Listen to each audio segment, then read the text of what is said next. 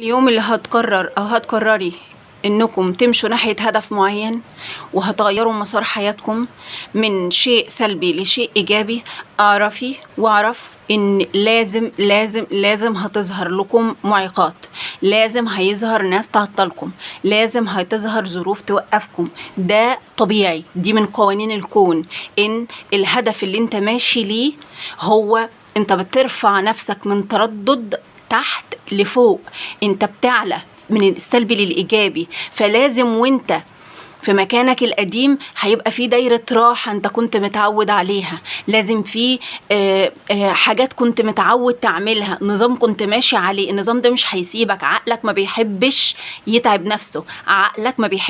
نفسه، فيقف. اول حد هيعديك هو عقلك. فعادي جدا، كن مستعد للمعيقات، كن مستعد لان عقلك هيهاجمك، كن مستعد لان في حاجات كتير هترجعك سواء بره او جوه.